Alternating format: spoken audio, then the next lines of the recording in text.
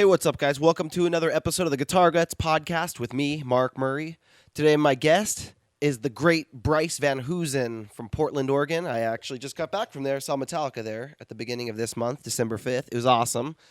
We talked about all kinds. He's a crazy shredder. If you've never seen him, we talked about his shredding, his technique. How do you even improve when you're already that good? Because he's like a beast. I look at that guy and I'm like, oh my God, like he inspires me. Big inspiration, I gotta say. We talked about King Diamond. He's a big King Diamond Mercyful Fate fan. We talked about some of his guitars. He showed me one of his Charvels. He showed me one of his King Vs. We talked about EMGs. He's another EMG artist. A lot of his influences in gear and how his songwriting process goes. He's in a band called Silver Talon. You can follow them on Instagram at silver.talon. He's got crazy shredding in there. His Instagram is at @BVanHoosen. So I'll put that on the screen here. It's also down in the description below if you're watching this. Before we get into the episode, I want to give a quick shout out to Lundgren Pickups. If you've been following my Instagram at GuitarGuts, you have seen lately I've been rocking the red, white, and blue Frankenstrat that I built a while ago. It's actually a Charvel, so it's an amazing guitar. I got a Iron Age kill switch in it, and I got a Lundgren pickup. So Lundgren makes a bunch of different pickups. I haven't used all of them, but I've only used one. But it's a Heaven 77. I've got it in two of my guitars, and it crushes. It's a EVH style pickup. So I threw that thing in my Frankenstrat, and it sounds amazing. Go check out my videos. I got actually a big video I'm dropping in the next week or so, right around New Year's. So right when this comes out, that thing should be up on my page. Fuck it, I'll say it. Me playing Enter Sandman solo in the style of Eddie Van Halen. So it's kind of a mashup crossover. Go check that video out. It's awesome. I used the Lundgren Heaven 77 in that. And I used the Iron Age kill switch. So check out Iron Age accessories too. They've been a huge supporter of me. They make great kill switches. They make all kinds of different picks. Oh, here's one right here. They make the Pick of Destiny. It's a limited edition one. They make two different sizes. Here, I got both of them. They also make all kinds of different nice material picks. Here's actually a GuitarGuts pick they made me a while ago. I don't know if this is focusing in good on this, but yeah, that inlay, the skull, it's two G's facing each other. Glows in the dark. That's badass. I like that. And on the other side, it's got like their logo with like a little emblem that's like countersunk into the guitar. Really cool stuff. They make knobs and other accessories too. So check them out. Links are all in the description below. Another sponsor is another kill switch company because I like to try everyone's products and give you honest reviews of all of them. And I'll tell you, I haven't actually used the kill switches yet, but I have used the pedals. They sent me some pedals. It's I think Nirvana pedals. I don't know. I'll make some videos about this thing soon. This one's a delay chorus. I like it, man. It sounds good. Like I said, I'll make some Instagram videos and put it up with this thing soon because I've got a Boss delay pedal that I use sometimes. It's like this big, super crazy 2 pedals on it with like all these presets. Honestly, it's a bit much. I just want a nice standard delay. That one's got chorus. One of the buttons is chorus and one is delay. And then I got this other one that's reverb/delay. They gave these to me like 2 weeks ago, already covered in dog hair. So check them out, Nirvana pedals. I haven't given them a solid test yet, but so far I like the sound of the chorus delay pedal. A quick shout out, of course, to EMG Pickups. They're another one of my sponsors. And we talk a lot about EMG in this episode, so I'll leave it at that. But I love them. Bryce loves them. Everyone loves them. Metallica loves them. My last one is SoCal Pedalboards. Check those guys out too. They sent me this awesome pedal board. I think I still have one that I'm going to be giving away pretty soon. So I'll figure out what kind of giveaway I'm going to do for that one. But check them out, SoCal Pedalboards. They're affordable. They're made in Southern California. They're all handmade. They're wood. He does different cool finishes on them. So go check them out on Instagram, SoCal Pedalboards. Let's get into the episode, guys. Bryce VanHoosen. How you doing, man? Doing well. How are you? Doing real well. Just waking up on a beautiful Saturday morning. Nice. Yeah. Wish I could say it was beautiful here, but it's not. What, rainy? Oh, yeah. Yeah, I haven't seen the sun in like weeks. You know, I was actually just up in Can you put your camera up a little bit? It's cutting your head off. Oh, okay. Whoops. Sorry. There we go. There we go. All right. I guess was just there at the beginning of December visiting to go see Metallica. Actually, I'm rocking the shirt right now even. Oh, shit. They have a Portland Metallica shirt. Oh, yeah, badass. You can see the whole thing there. Oh, that's cool. That's really cool. Yeah, I went up and I checked out the Columbia River Gorge, which was unbelievable. Yeah, Gorge is badass. I actually got engaged. I proposed to my girlfriend there. Hey, congrats. Yeah, I think I saw that on Instagram. That's awesome. Yeah, dude, it was an awesome trip. And it was like during the 5 days it didn't rain in a row. I don't know if you remember that like 3 weeks ago, but like everybody's like, I can't believe you're visiting during these. It's like the perfect weather to come right now. Yeah, that's awesome. I was actually I was on tour, so I was just getting back like right at that point. I think I literally got back on that show was December 5th, right? Yeah. I think I literally got back like either the 3rd or the 5th or something like that. So I was still kind of in that transitioning phase, so I didn't know which way was up. It was all different. I think I was just happy that it wasn't snowing because that was a lot of what I was dealing with up until that point. Oh, really? Because I saw you were going up and down. I saw that you even came to LA. I was going to come to your show, and I totally missed it. Yeah. We went basically went down south through California area, and then like, where did we go after that? We went back up through like the Midwest and Chicago, and then all the way over to the other Portland, Maine, and then basically came back down again, and then we did kind of swooped down through Texas and did Reno, and kind of came back to Portland going the back road way of between Reno to Portland. So yeah, it was kind of rough. There were trucks getting stuck and all that kind of stuff. So dang, that's crazy. That's a big tour. Yeah, it was good. It was a lot of miles over 3.5 weeks or however long we were at it. So. But yeah, it was good. I saw that. So if people don't know, it's Silver Talon. It's your band. Yep, Silver Talon. And I've been listening to your guys' album. Is it a new album that came out? It's like a mini album. It's weird because it's sort of like in between. It's a little bit too long to be an EP, but it's maybe like one song short of being like a full album, So I've kind of just been calling it a mini album. So a lot of people have been a little confused by that because everybody likes to compartmentalize things into these nice little, categorizations, I guess. But yeah, so it's kind of weird. I don't know. Maybe we should have put another song on there so we could have just fit that, the full length, marketing, I guess, 100%. But yeah, it's a mini. I put it on, and the way Spotify did it, sometimes I don't know, Spotify does what weird stuff, but sometimes it goes to radio mode at the end of an album. Sometimes it goes back through the album, and it just looped the album through. And I listened to it twice in a row, and I was like, sweet. Oh, dude, like you said, it's a little short, but it sounded good twice in a row. Like even jamming it super loud. Dude, hell yeah! Thank you so much. Thank you. And I was looking at some of your videos. I don't know what song it is, but there's a song where you made a couple videos for it. Like I think once while you were demoing it, and then it's probably like track 3 or 4 or something. And it is some unbelievable shredding, man. I'm blown away every time I see your videos. Oh, thank you. I really appreciate that. Are you talking about Speed of the Night, the one with all the like arpeggio shit and the picking and harmonized whatever at the beginning? Yep. Yeah, that's the one. That was yeah. I knew that would be like some internet gold, I guess. To really try to like grab people by the balls, right as that song comes on. Dude, it's awesome. How long have you been playing guitar? Oh man, I started in like 2002, I think. I started on bass actually, so I got a bass in 2002. Yeah, and that was that. It's been pretty much every day, consistent since then. So, what made you pick up a bass? Like as opposed to picking up guitar or even in general, why'd you even want to play music? Oh man. I mean, I don't know. I was kind of just getting into like really getting into music, I think I had wanted to get an instrument of some sort for a couple years.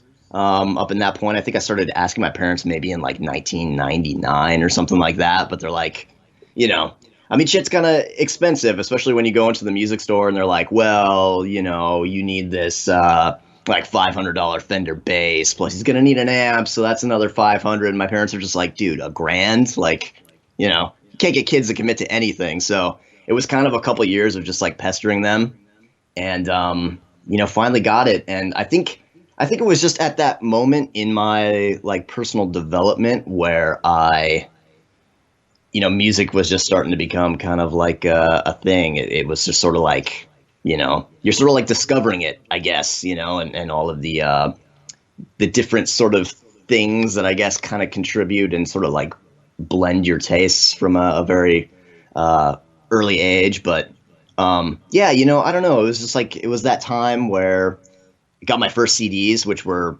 probably like, I don't know, Red Hot Chili Peppers or some like crap like that. And just like listening to those at that point, it was kind of almost like a religious experience, you know. It finally just like started to click, like, oh, okay, this is music. And you know, of course, at that point, I wanted to start playing. So, and I thought guitar would be too hard. So bass, 4 strings, you know, you don't have to play any chords or anything like that. There you go. But dude, that is hilarious that you picked up bass because you thought it'd be easier, because your level of guitar playing is like you are so good. You've been thanks, been playing for like 16 years about, right? Something like that, yeah. I lost count. I don't know. How old are you? I am 32. Oh, same as me. Okay. Yeah. So 86. you started playing a little after me. Yeah, 86, man. Yeah. When's your birthday? August 27th. Okay, I'm December 5th. So you're a couple months older than me. All right. But damn, dude, that's awesome. Your videos, like you're playing, it's just so clean. If you had to say what could you improve upon your shredding at this point? Oh man, I mean, I don't know, everything. It's not like, I guess like when you're the person who's doing it, you know, it's hard to be like objective, and it's hard to stand back and look at it and be like, oh man, that's so awesome. Me, when I listen to myself, I kind of hate it, to be honest. You know, if like I don't know, because I can't watch and be objective. I got to watch and be like, okay, what can I fix? What can I improve? What, you know, like, oh, maybe that part in that solo is maybe like a little bit muddy. Maybe I could have made those, you know, emphasize those notes in between the arpeggio or whatever, a little bit more. You know, maybe I was a little sloppier here. Maybe like my tone when I'm picking or something is not quite right. Maybe I can make it smoother. Maybe I can make it a little punchier. Maybe I can make everything like a little more emphasized. It's just stuff like that, like little things that I doubt anybody would notice. But like you kind of just hear, or you convince yourself that you're hearing them when you're listening to yourself. You know what I mean? Man, that's funny, because I'm the exact same way. If I record something or I'm working on something and there's like one note I'm not getting right, I'm like, that really like bothers me, or like there's like these minor things I always want to improve. But that's why I think you're so good, is because you're not just satisfied with good what's already good. Like there's these little things you're like, okay, this is pretty good, but I can make this better by doing this, this, and this. Then once you start doing those little like emphasized notes in between the arpeggios, like you're saying, you'll figure something else out. Like, oh, I could add like a tap there maybe, or like I could do this differently. Like exactly. Slide here instead. And yeah, for sure. Yeah. It's, you know, it's a constant. I don't think that ever stops. You know what I mean? Like, I think I saw a video that like Jeff Loomis posted like a few months back or something, where he was like, yeah, really trying to work on getting like my, you know, sweet picking arpeggios to sound like really punchy. It's like, dude, you're fucking Jeff Loomis. Are you kidding me? Yeah. Like, I don't know. Does it get any better than that? No, he's like one of the best sweet pickers of all time. Yeah. So it's kind of hilarious. It's like, dude, everybody wants to do that, and you're like, nah, not good enough. So, yeah. Yep. But you know, that's kind of the weird battle, I guess, that you sort of start engaging in once you pick up the instrument. Never stops. Yeah, you're never good enough. That definitely doesn't. What's this? Is that a Charvel you're holding? Yeah, this is my '89 375 Deluxe. Yeah, it's fun. How long have you had that one for? Oh man, I think I bought this in like 2012, I want to say. So, a while. Yeah, it was a weird time, because I bought this for like $250 total, I think, which is dirt cheap. I mean, if you try to find them now on Reverb or eBay or something like that, it's like everybody's caught on to like how badass they are. So now it's like $600, $700, $800. I see some of the neck through ones are like 12, you know. So it's crazy. Where'd you buy it from? This one. Sorry, what's that? Where'd you buy that one from? Just some dude on eBay. Oh, eBay, man. eBay. I pick up like old Jacksons. I wish I would have got some old Charvels because I've been watching them for years. And like you said, I've seen the price go up, and it's a bummer.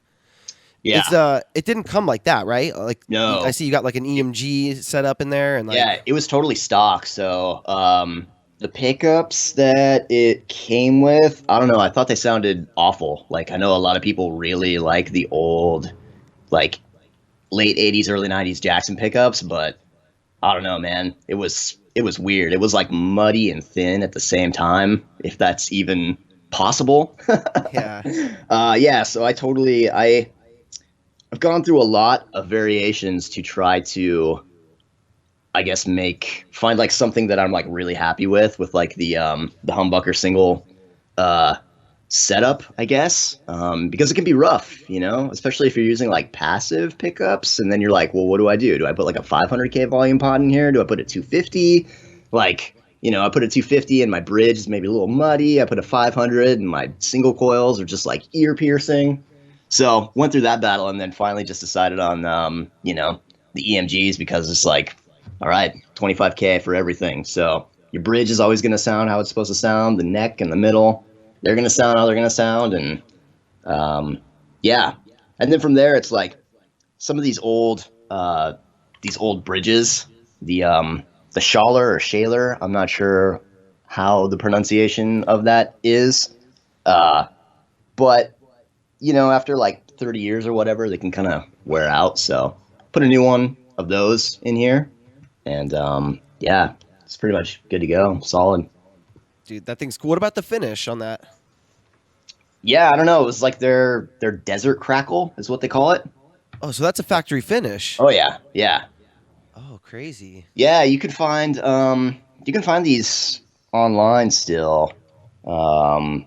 There are a couple that I've seen, and yeah, they use this on like the 375, on the 475. It was a pretty like go-to Charvel finish for like, okay, this is one of our nicer guitars. We'll put this like crazy late 80s crackle finish on it, and yeah, all the Hairspray kids will go wild.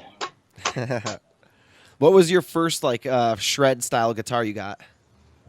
Honestly, I think it was my Silver Jackson V. I can grab that one. Hold on real quick. Yeah, let's check that thing out too.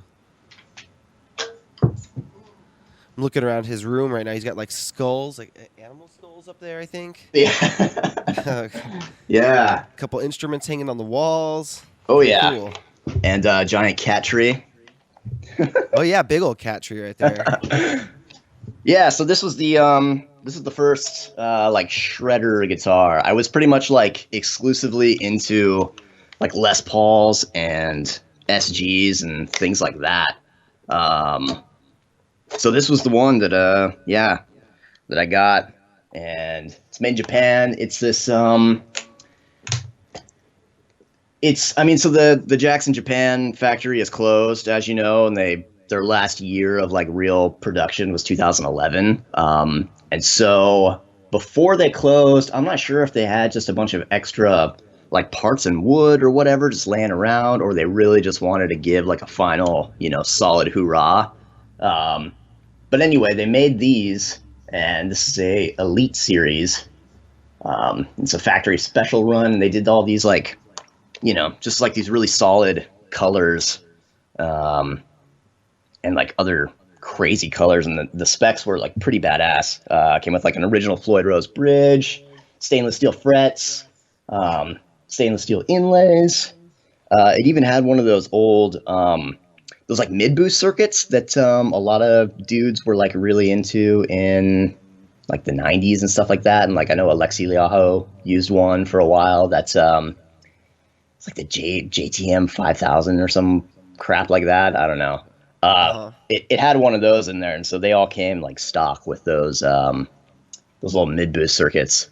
But of course, I have to like mod and change like literally everything that I have. So I pulled all that shit out and put the 5766 set in. So, but yeah, this is the first one. This is like still probably by far my nicest guitar.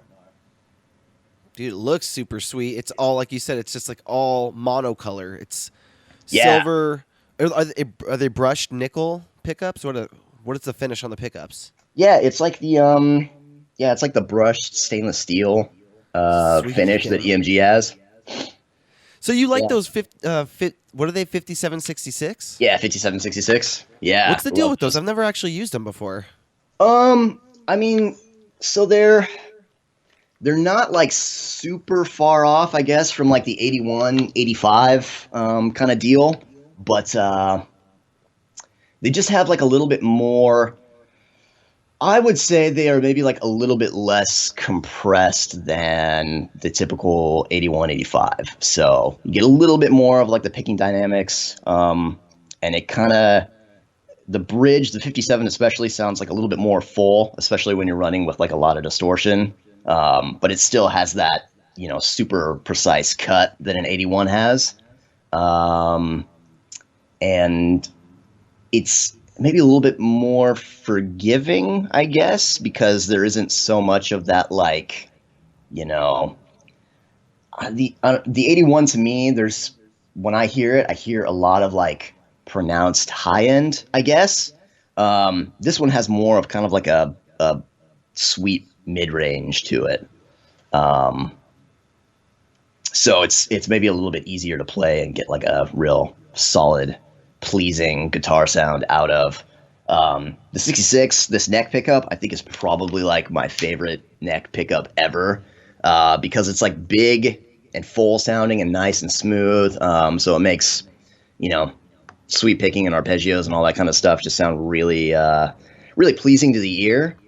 But it also has, like, I think they use like a ceramic pole piece or something with this, so it kind of cuts through, so you can hear like really nice, clear note definition. So it's like big and punchy and clear all at the same time. I don't know how they did it, but it's awesome. When I record with this, I'm like, I would say I'm like a good like 75% more happy with my solos and all that kind of stuff when I play with the 66. Wow, I gotta get one of those Yeah. sets and something I got. Yeah, try it out. Have you used the headset by any chance? No, I just got the Bone Breakers, and honestly, I don't love them. I think Yeah? I like the 8160 better. Yeah. Yeah, I mean, it's hard to argue with the 81, you know what I mean? It's just such a classic thing, and it's so ingrained into everybody's ear, I guess, at this point, that if that's what you're used to hearing, it's kind of hard to step back away from that one.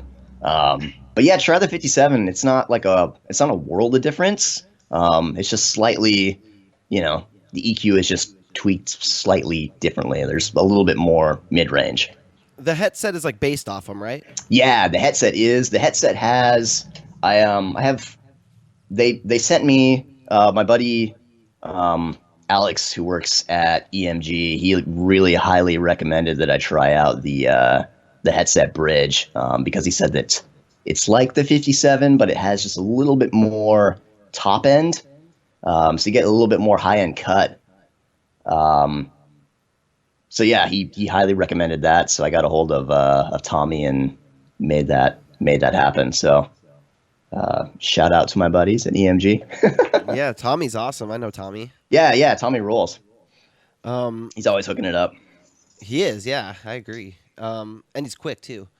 Yeah. I need to get. I guess I need to get a headset and a 5766 set and try them both because Yeah, try him out. sounds like you got good things to say about them. Yeah, I think I might like the headset bridge a little bit more than the 57. So I'm thinking for my next setup, I want to do like a headset bridge with like the 66 neck. I think that might be like the perfect combination, but we'll see. How many guitars do you have that you play regularly? Uh, Probably like, I mean, regularly,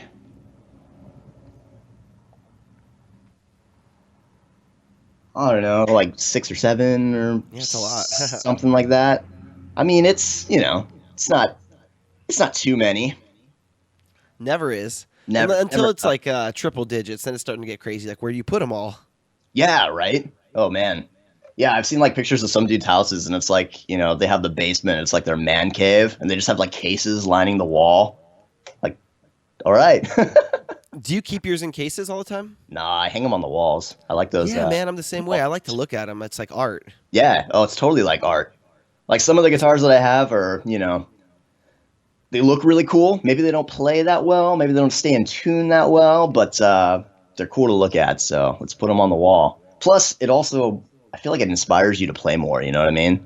If you can see them, if they're in the cases, you just sort of forget about them. It's like, whatever. But they're on the wall. It's just like, damn, that thing's awesome. I want to play it. Let's do this. Do you have a favorite, like overall number one guitar? Probably this one. Yeah, This is probably my Cool. number one. So that's the go-to.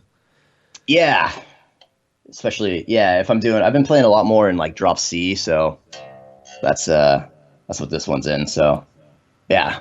One of the things I've noticed about your playing is it's fast and super clean. Do you think how important is a pick? Do you have a specific pick you always use? Yeah, I've been using like those. I mean, I've been using Jazz threes pretty much for a super long time. Those are classics. But then Dunlop just released like these flow picks.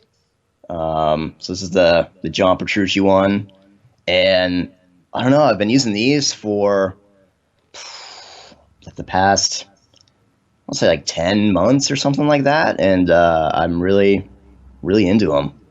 They, yeah.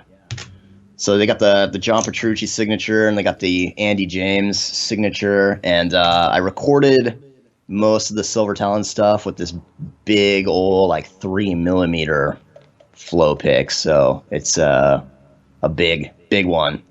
But Damn, that's a yeah, beast. yeah.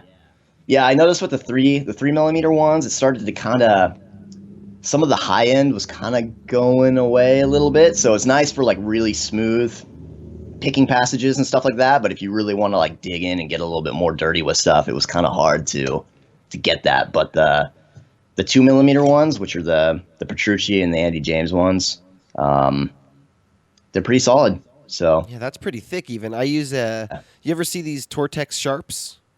yeah, those are badass too. Yeah, I like those. I've tried the Jazz threes. I guess they're a little too small for some reason. I can't get used to a smaller size. Yeah. Are those flow ones? Are they like the size of a Jazz pick? So no, they are not. They're actually like pretty. I was pretty surprised at how big they are, to be completely honest. But the Petrucci one is like a little bit smaller. It's kind of like the Jazz 3 variant of the flow pick. So I don't know if you can see this, but like here's like the Andy James one versus the Petrucci one, and the Petrucci one is a little bit smaller, but this is still like, this feels like way bigger than a normal pick, even like when you're holding it. But Yeah, I think I gotta try those out too. yeah, I mean they're super comfortable to use. They have this little indentation in the very middle of them that your finger and thumb just kind of like slide right into, so it feels really ergonomic.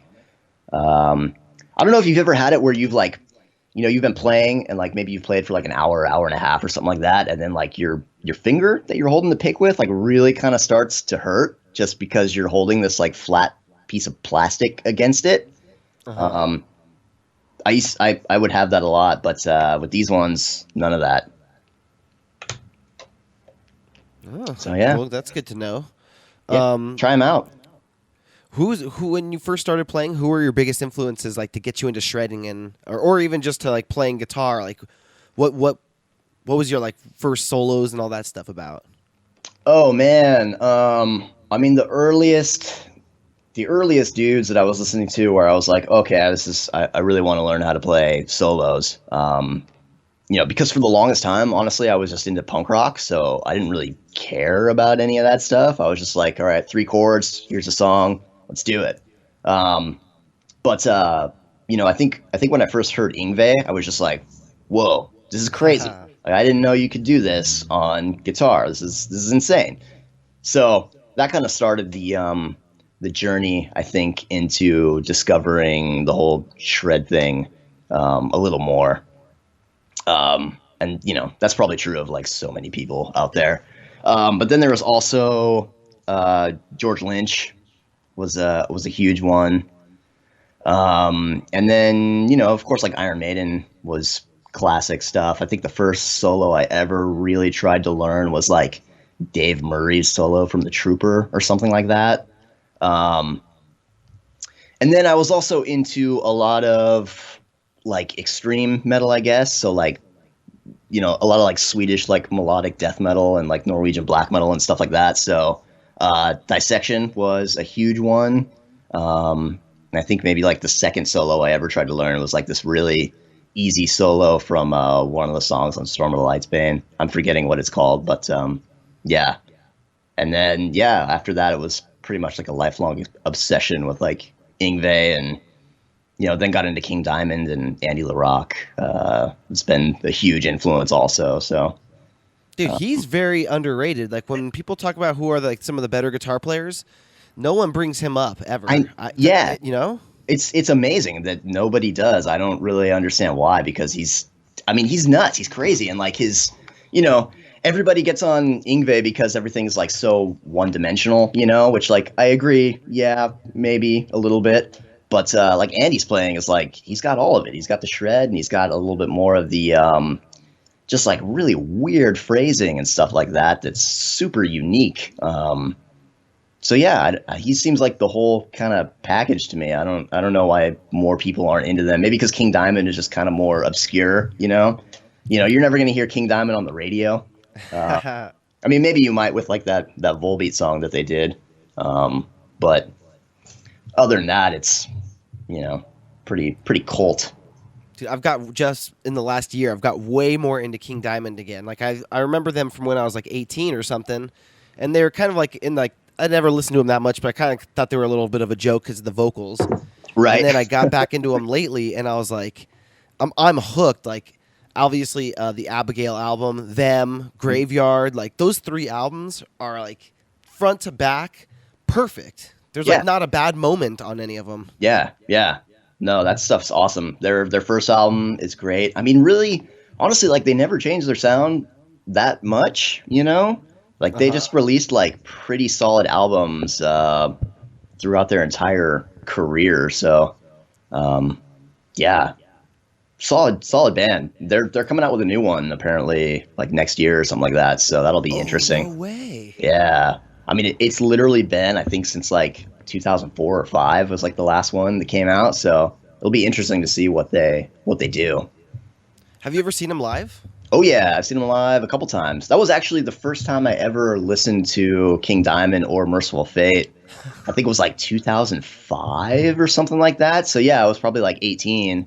And they did that big US headlining tour, and I think like, God, who was on that? I know Behemoth was on there because I was really interested to see Behemoth. That's actually why I went to the show, was to see Behemoth. And like maybe it was like Black Dahlia Murder. I don't know. I can't remember. But yeah, King Diamond headlined, and had never listened to him or any of his music before that point. They're setting up the stage and they're bringing out like these giant like gates that they're putting on like the front of the stage and stuff like that, and it just looks like a weird like a scene out of Dracula or something like that. And then they come on and it's like, to me at the time it was like hair metal kind of stuff, but like maybe a little bit more progressive and shreddy. And yeah, at that point I was hooked. So immediately I went home and I think I went on eBay and found like the first 2 Mercyful Fate records, and that was that. And then King Diamond shortly after that. So and then saw them again in 2014. So they're solid. Dude, I imagine like dragging someone who doesn't know that kind of music after the show and being like, oh, check this band out. Or like in your situation where you didn't know them. Yeah. All of a sudden they come on stage, the riffs come on. You're like, oh, fuck yeah. The drums are going. You're like, oh, yeah, dude, this is badass. And he comes out. He's like, wow. Yeah. And you're like, what the hell? Like, you look at your friend like, are you fucking serious, man? Yeah. But then after you get into it, you're like more bands need more. There should be more people singing like that. Like, Yeah. I can't believe that he's like the only guy really doing that. Yeah. I mean, honestly, I feel like if more people tried to do that kind of thing, it would be like an obvious kind of like, like, oh, okay, you're trying to do King Diamond. Yeah, but it's so good. It'd be cool. I mean, there are some bands that were doing that. There was like this band out of Sweden called Portrait that was big, maybe like 2010, 11, 12 or something like that. That was super King Diamond-y. And their singer was doing that whole thing, but they never really stuck around with that guy. So I think they did one album and then fucked off forever. Most people can't pull it off as good as him either. He's got like a weird art to it where like Yeah. goes back and forth between different voices, so like it keeps it interesting. Right, he does. Yeah, I mean his phrasing is really good with that. He doesn't just do it, all the time. Like here's ear-piercing falsetto. Yeah, and he also has like, I don't know, he's got some other weird kind of technique, I feel like, that he does, because it is very like head voice and it's super high and like, nasally, but there's a little bit of like some kind of like weight to it, I guess. Yeah, he does something where it's like you could tell it's loud. It's not just like he's quietly doing a falsetto. Right. Yeah. It's got like power behind it. Yeah, exactly. But it's still like a little bit more nasally than say like, Rob Halford doing a falsetto or something like that. That's just like super powerful. But yeah, he's like in between, like, I don't know, it's not like Rob Halford level of power, but it's not like some, like weak, like here's my first falsetto kind of thing. Yeah. So you're talking to a baby or something. Yeah, right. Have you ever heard of 3 Inches of Blood? Oh yeah. Yep, 3 Inches of Blood. Yeah. They've got like crazy high vocals, but theirs is more like sharp, piercing, like kind of. Yeah. I love those guys. They're Canadian. They're not around anymore, but their first 2 albums were pretty awesome. Yeah, I remember. I've honestly never listened to an album of theirs, like sat down and actually listened to it. But yeah, I've seen them live. I saw them probably like when they were super big or whatever, or just kind of breaking through, like 2010 or whatever. I don't know, 2009, 2008, somewhere around then. But yeah, those guys, they're they're practically, I want to say, kind of almost like a local band, because they're just up in Vancouver, so that's just a couple hours away from me. So yeah, I was lucky enough to see them because my buddy plays ice hockey, so he went up to Canada, would play all the time, and then he came back down here and was like, dude, check out this band I found.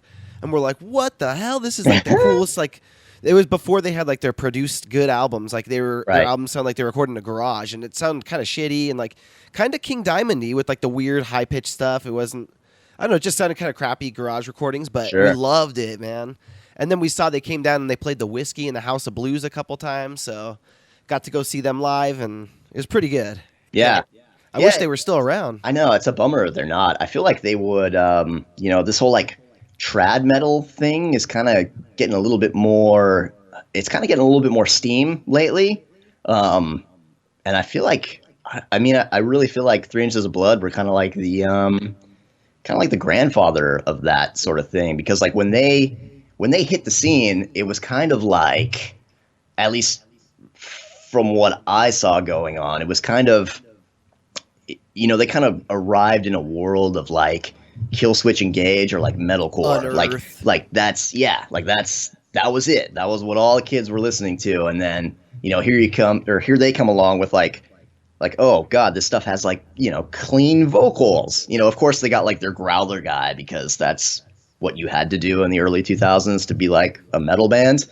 But yeah, I feel like a lot of kids at that time, myself included, that was kind of like our first exposure to, okay, here's a band that's modern. They're here today, and they're also doing like these clean, like, crazy like 80s power metal vocals, Like, oh, crazy. You can It's still do funny to that. outsiders, like people would be like, "Oh, they sound just like Iron Maiden." I'm like, "What the Yeah. heck? Like, listen to those vocals sound nothing like Iron Yeah. Maiden." But everything sounds like Iron Maiden to somebody without the well trained ear that you and I have.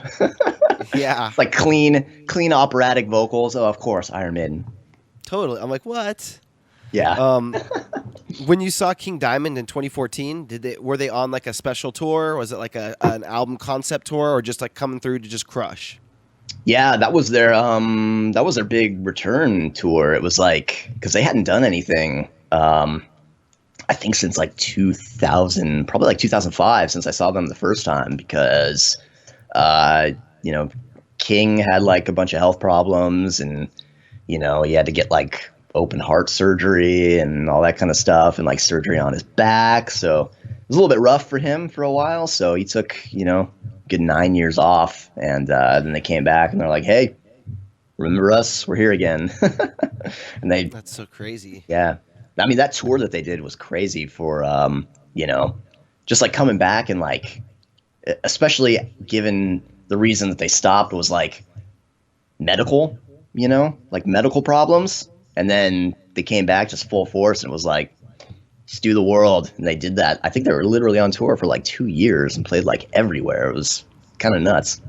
I saw some interviews and he said he was nervous to come back. He didn't know how his heart was going to hold up. And Yeah. I think Metallica hit him up to do that crazy thing where they had like all of Mercyful Fate on stage with Metallica playing that big medley they did. Yeah. And like he said they hit him up for that and he's like, I got to do that. He's like, we'll just see how I do for one song. And if I feel good, we're going to do the tour. Yeah. And he said he went out and he felt awesome. And he's like, all right, we're doing it. Yeah. Yeah, man. Oh, it's badass. I really, he definitely seems like a guy who kind of just, gives it his all, to be completely honest, and just sort of perseveres and does what he can to bring the metal. He seems super nice too. And if you listen to the live albums in between songs or like you saw him, Yeah. he's always like, thank you guys so much. You're so Yeah. cool. Thank you so much. We love you. It's like, Yeah. damn, dude, you seem like you're like a real person instead of just being like a rock star or like Yeah. the ghoul he looks like on stage, Yeah. No, totally. Yeah, I've watched some interviews with him. I mean, unfortunately never had the chance to like meet him. But definitely the persona, I guess, that he puts on is super genuine. So I mean, and he's managed to at least keep like his inner circle of that band like pretty dang stable for a lot of years. So that's saying something. You know what I mean? Like he's been with Andy for what, like, almost 40 years at this point. So I mean, wow. If he sucked that bad, I don't think he would have like a right hand man that's gonna stick by him, that long. I mean, look at like Dave Mustaine, Yeah, swapping people like every 2 albums. Oh yeah, exactly. So you are you in like a King Diamond Mercyful Fate tribute band, or I saw that you put on like a show, or is it like a band all the time, or what's the deal with that? Yeah, I mean we just do like special occasions. It's just kind of for fun because we love that shit. So yeah, I think the last one we did, I mean, of course everybody wants us to play around like Halloween, so it seems like every year we have like a Halloween show that we do, and we'll maybe practice like 2 or 3 times before that, and then we'll go out and do it. I don't know how good we are. No, I think it's all right. It's pretty solid. Most people by the time we play are pretty intoxicated, so Perfect. it doesn't matter. But yeah, I mean that stuff's fun. Dude, is there video of any of this? Probably there is. Oh, you gotta put some up. I gotta see this. Again, I don't know how good it is because it can be tough to sing that stuff. So you take it with a grain of salt that we are not King Diamond or Mercyful Fate, but trying to be entertaining at least. So, but yeah, there's probably some video up somewhere. So who does the vocals? It's my buddy Rand, and he's kind of been the guy that we have had do those vocals for. We started that band probably in like 2000, probably like 2012 or something is when we started doing that. Yeah, he's been the guy. Yeah, I mean he's got a pretty good King Diamond look. You know, it's pretty convincing when he puts the makeup on. So that right there is like, okay, that's I would say probably like 70% of all it takes. And then yeah, so yeah. What about Silver Talon? What's the plans? What are you guys doing lately? Well, we're working on a new album.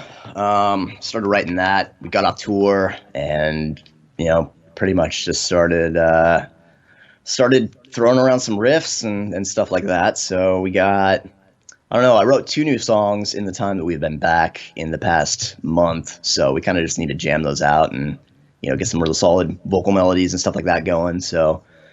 Yeah, and from there, I mean, we'll probably be back in the studio, I want to say sometime in the summer. There's been some talks of doing a few more tours, some music videos, that kind of stuff. But, kind of just playing it by ear, like nothing's really written in stone for 2019 at least. For 2020, I feel like there's a lot of stuff that is probably going to happen. So when you guys play, I haven't seen any of your live videos or anything. Is there another guitar player? Yeah. Does he shred like all those harmonies with you? Yes. Yeah, he does. Oh my gosh. Totally. Yeah. That's crazy. I thought that was all just you like layering. I mean, I thought maybe you might be the only guitarist because it's hard to find another guy who could play that kind of stuff. Yeah, it definitely is. Yeah, I mean, on the recordings, I'm laying down the harmonies and things like that. But yeah, live, it's me and Sebastian, and we're doing all that stuff together. So it's got a little bit of like an old school like cacophony vibe, I guess, when we're doing it live. So yeah, it's good. It's a fun time. So the songwriting process, do you write most of the songs, start them out like that? Yeah, I mean riffs. Yeah, instrumentally, I'll just lay down the riffs and I'll try to come up with what I think is, from an instrumental standpoint, like something that's cohesive and works and is interesting. And then we start jamming it and, we'll make whatever changes we need to make. And of course, coming up with like vocal melodies is super important. So we'll do that. And that's basically me and our singer Wyatt working together on that stuff. I mean, he does the lion's share, but he'll come to me with ideas like, hey, what do you think about this? And I'll be like, yeah, that's good, but what if we changed it here and did this? And that's where a lot of the collaboration happens. So do you like physically write things down when you're coming up with your ideas, or do you record demos, or do you just remember them? What's your process like? Yeah, I try to record as complete of a demo as I possibly can. So yeah, pretty much laying out everything using like Easy Drummer, recording the riffs on top of that, and then I'll even put like bass and keyboard and all that kind of stuff. Basically everything from like a rhythmic standpoint is what I will present before I really come to the rest of the band with any kind of ideas. Wow. Yeah. I've tried the like, oh guys, I got this awesome riff, check it out. And you can kind of hear the context in your head, but it's kind of hard to convey that without having a full, complete idea. So it's been a little bit easier, I guess, to convince people that hey, this is good if I have more moving parts and a more fleshed out finished product. Especially when your riffs are sometimes just like blazing, shredding up and down, like arpeggios with like a sweep, and then you go back down to like. Everyone, you're like, here's this new song, guys, and you just shred for like 30 seconds. They're like, what the fuck? And then you're like, but here it is with drums, bass, rhythm behind it. Then they're like, oh, okay, I see what you're doing. All right. Exactly. Yeah. Yeah. Some of the times in like my old band Spellcaster, it would, before I had the home recording thing kind of figured out, it was a lot of that. Like, hey, check out this song idea. I'd be like, oh, okay, very cool guitar riff, nice licks, but where's the song? Like, what do we do with that? I don't know. Yeah. What made you get on Instagram and start making videos? Because you got like always good lighting, good backgrounds, good framing, cool looking guitars, like good looks, thanks, man. long hair. Like you got Thank you. Successful page because you shred like a monster. Like, Thanks, what man. made you even start with Instagram? Um, Honestly, I don't really know. I mean, I started recording videos back in like 2014 or something like that, and I think that I don't know. Maybe I was just bored or something. I don't know. I guess I saw some other people doing it and thought like, oh, this would be cool. And of course you have like the YouTube guitar player thing that's been going on for, probably like 10 years at this point. But that seemed really difficult to me because, it's like, well, I'm going to have to basically sit here and like write and record, or at least learn and record an entire song because, that's typically what people are putting up there is like a 3-4 minute song of them playing. I'm like, man, that seems like a lot of work. I don't really have the technology or the means of doing this. But Instagram at the time was like 15 seconds. I was like, oh, fuck yeah. I can bang that out super quick. Boom, here's a video, 15 seconds. So yeah, I just started doing that and then, adding the appropriate hashtags and all that kind of stuff. And I don't know, people just kind of started finding me and all that kind of stuff. So is this where you record right here? This is where I record now. Yeah. So do you have like a curtain or something that you put up in your background when you record? I do. Yeah. This other wall, the wall that I'm facing right now is, usually I'll just put I'll put a bed sheet up. That's cool. It's like a black bed sheet and, cause I got the window right there. So a good source of natural lighting. And yeah, then it's just kind of some color correction. And I've recently just got a nice ass DSLR camera. So I'm trying to kind of do things up a little bit more and get that quality up there so that I can post it on YouTube and stuff like that. Nice. So yeah, it's been kind of a learning experience with that one, especially with the lighting.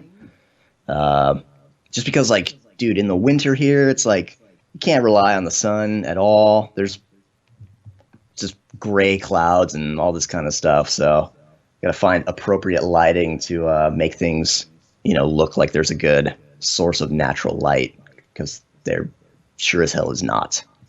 Do you like living in Portland? Yeah, it's cool. It's all right. How come, you're not from there, right? You moved there? Oh, no, I'm born and raised. Really? In Oregon, yeah. It's wow. crazy. Yeah, not a lot of people, at least people that I meet anymore, can say that. Yeah, that's about the vibe I get. I've been there a couple times, and it's everybody's transplants. Yeah, it's like kind of almost like somebody being like from LA or whatever, It's Yeah. just like, whoa, that's unheard of. Yeah. Yeah, I mean, it's okay. It's cool. It's changed a lot I want to say the past 5, 6, 7 years.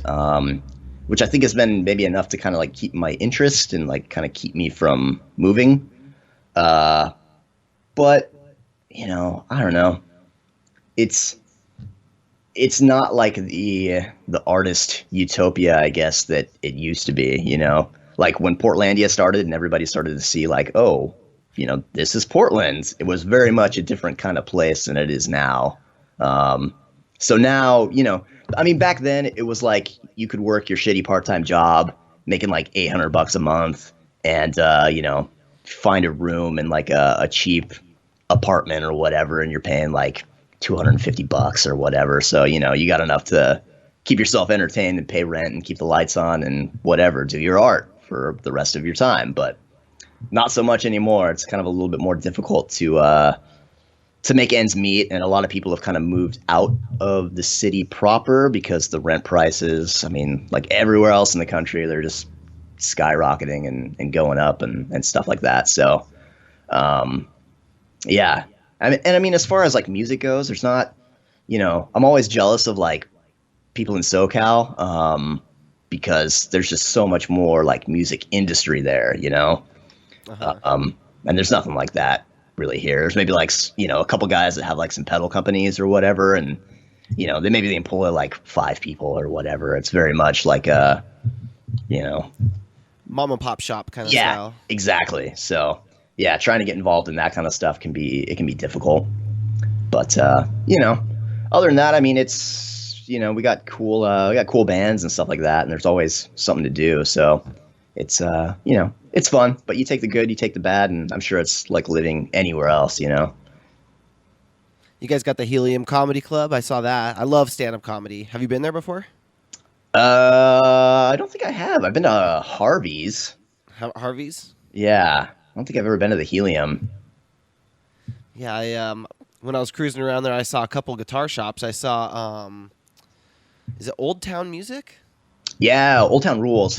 Dude, that place is badass. Yeah, that's probably my favorite guitar shop in the entire state, really. Yeah, that place is super cool. You can always go in there and find some crazy like old school shredder guitars and stuff like that. And yeah, there's a couple other guys that work there that they're really into that stuff too. So it's good to go in and just nerd out for a little while about these old guitars that probably nobody cares about because they want like old Jaguars or something like that. But I went in there and they had an Explorer, a Gibson Explorer that someone retrofitted a Floyd Rose on.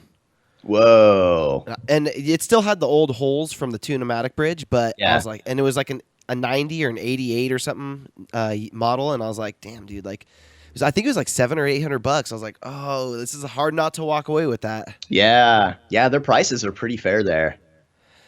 There was a couple things. I also saw a one of those like Steinbergers. Is that what they're called? Those little crazy guitars. Oh yeah, the old school. They had one of those, but it was like an Had this one? acrylic body and it was see-through. Oh, That was pretty sweet too. crazy. I forget the name of the other place I went to. I have a video of it. Thunder Oh, Road Thunder Road? Guitars. Yeah, Thunder Road. Yeah, I've honestly, and this is probably bad on me, but because I've talked to those guys on Instagram before, but I've never been into the Thunder Road in Portland, and they post some badass pictures. I think they had like a Charvel Model 3 or something that they posted a little while ago, and I was like, oh, need to go in there and see what else they got. But Yeah, it's really small. It's like they got like two small walls of guitars. yeah, But a couple of them were like 1956 Les Paul, 58 Les Paul originals. They had like a couple 60s Gibsons, which it's not really, I guess, my style. I like what you like the crazy Sure. pointy shit and the 80s Yeah. guitars and stuff like that with Floyd Roses and all that. But they had a sweet 88 SG loaded with EMGs. It had all black hardware and it was like this turquoise color. oh hell yeah. They had a couple really sweet guitars. Yeah. There. Yeah, that's and that's the kind of stuff that'll catch my eye when they post it on Instagram. But yeah, unfortunately, haven't been in there yet. But yeah, that sounds cool. I'm gonna have to check that place out. There's a bunch of shops around Portland, aren't there? Like music shops? Guitar shops and stuff like that. Yeah, there's a good handful of them. I mean, we have like like Portland Music. Old Town is definitely really awesome. There's a place that just opened literally down the street from my house called Strum. They got some guitars. We got 5 Star Guitar. Yeah, there's a lot of music stores around here.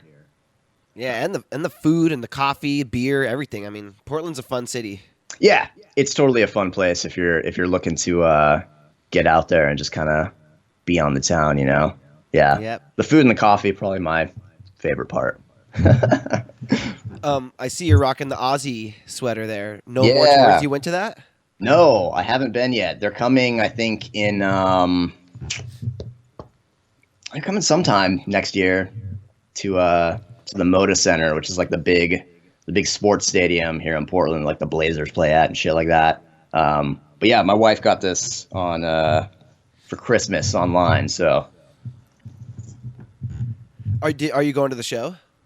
yes, I haven't got my tickets yet, but I definitely hope to because, man, I haven't seen Ozzy before, and especially now that he's back with Zakk Wylde, it's like I got to do that. It's like one of my favorite bands. So Yeah, and he's retiring. He says he's retiring anyways. Who knows? But he is. What is he, like 70?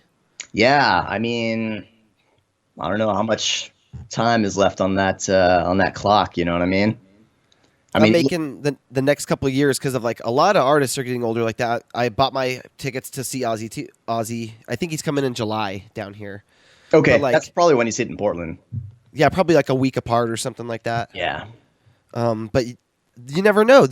You never know if the bands like they're all starting to get into their 60s and stuff. Like they could totally have health issues. Like Yeah. Iron Maiden, those guys are getting old too. So they're Yep. coming around. And I had to get tickets for them. Yep. Yep. Got to do it. Yeah. Totally. Have you seen them Yeah. before? Iron Maiden. Yeah, I've seen them a couple times. I saw them. Last time I saw them, I think it was like 2013 in San Bernardino when they played with like Megadeth and Ooh. God, who else played that? Testament, maybe? I don't know. Like Warbringer played, which was cool. Cool to see those guys up there opening for Iron Maiden. That was pretty badass. Pretty gnarly stage show, right? With like Ed coming out on stage and everything. Oh, yeah, it's insane. Yeah. I would love to see, because I'm a nerd like this, I would love to just see like an accounting breakdown of like how much all of that stuff costs to like maintain and like put on every night versus like what they're actually pulling in, because I mean, yeah, those tickets, they're not cheap, and they've definitely gotten more expensive as time has gone on. But like, yeah, that stage show is insane. And even the stuff they're doing now with like the airplane and stuff like that going into the audience, like that's nuts. Yeah, I haven't seen them live, so I was like, all right, this is the time. They're not getting any younger, so I got to do it. Yeah, you definitely got to see them live. For and sure. then when I saw Ozzy's coming with Megadeth, I was like, I haven't been a big Megadeth fan for long. For some reason, because I love Metallica so much, I've hated Megadeth my whole life. And then just recently, because of Instagram, I've been seeing videos of like Dave and like the other dudes he's had over the years playing guitar with them, and I'm like seeing people's covers of them, and I'm like, you know what, man, I got to put the vocals thing aside, and I got to dig in a little.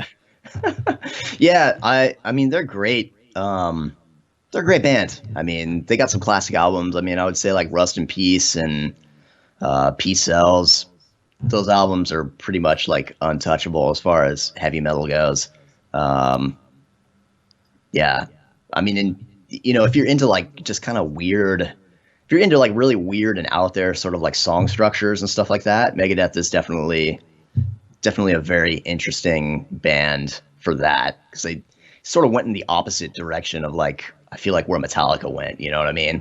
Like maybe Metallica were kind of there in like the Master of Puppets stage where they were kind of experimenting with like, the song structures got a little crazy during that era, but then they put it back together into sort of more like a radio friendly thing as the 90s and 2000s went on. But yeah, Megadeth in the 90s was like, man, you listen to some of the songs on like Rust in Peace and it's like, what is going on here? Like, how does this, but it works. But, were I writing that song, I probably would not have do that, but I'm glad that it was done that way. Yeah. Interesting decisions made. Yeah, for sure. Have you listened to their newest album, Dystopia, at all? I did a little bit and it's good. But I don't know. It was probably just me, like maybe I'm not in the right headspace to really like let that album do its thing on me, you know what I mean? But it's good. And Kiko is, dude, that guy's awesome. I don't know if you're super familiar with his like solo stuff or any of like the Angra stuff that he did before Megadeth, but yeah, dude's amazing. His solo album is really good. I would check that out for sure. Huh. I'll definitely have to. So anything else you want to throw in before we shut her down for the day? No, man. I mean, thanks for having me. This is super fun. You're going to be at NAMM? I am. You're Hell gonna come? yeah. Yeah, I'll be there. Oh, we got to meet up. Yeah, for sure. Yeah, let's do it. I'm going to be there, I think, like Friday, Saturday, Sunday. So, yeah, I'm stoked. It's going to be fun. Dude, last year, I've gone a couple years in a row now. How you getting in? EMG. Oh, no kidding. I've heard a few people have told me EMG's hooking them up, and I'm like, I'm surprised because NAMM's really hard to get into, and that's awesome, man. Cool. Yeah, for sure. Yeah. Yeah. No, I'm stoked. Yeah, they hooked me up last year also with a pass. So, how long have you been an EMG artist for? Started in like late 2016, I think. I've been with them. Officially signed the paperwork. So yeah, it's been a couple years. Hooked up with them? Did you have like another person you knew who knew the PR person or the artist relations person? Is that, and then you made like a press kit and all that? I have a So one of my buddies does a guitar company in Portland called Blackchapel Guitars, and I've heard of them. Yeah. yeah, he got in with his guitar company. He got in with some of the salespeople over at EMG, and he was like, he's stoked. He's like, yes, I've gotten into it. I'm able to get like discount bulk prices and stuff like that for my guitars. Like, this is awesome. And I'm like, oh hell yeah, love EMGs. I'm like, so I was doing a lot of touring with Spellcaster at the time, and I'm like, so who does their artist stuff? Like, how would I go about hitting them up to maybe make a thing? And so he just got me Tommy's contact info and talked to him, and that was it. So cool, man. Yeah. One more question. If who would your choice of be a guitar sponsor if like a company approached you and wanted to make you a signature model? What would your number one choice be? For like guitars or like a big, any company. Oh, I mean, I'd have to go with Jackson for sure. Jackson. That's your guys. Yeah, those are my dudes. Awesome. I love Jacksons too. Yeah. No, those guys over there, they're really cool. I've gotten to know a few more of the people that work there, and via social media, you just kind of branch out and I guess meet people. It's crazy, but they do really good work, and Joe Williams is one of my Instagram, Facebook buddies, and talked to him, and he's over there just doing a lot of custom shop stuff for Jackson, and he makes like Angel Vivaldi's guitars, and then he just made Jeff Loomis's guitar, and he does all that like the crazy like relicking stuff. If you've seen some of the Jacksons and Charvels with all those like the super road worn ones, so yeah, I mean, man, like I look at some of those kind of like like the, I don't know if you're familiar with like the custom shop where they did like the SLV, like the soloists that were like vintage. It was like, we're going to do like 80s USA specs.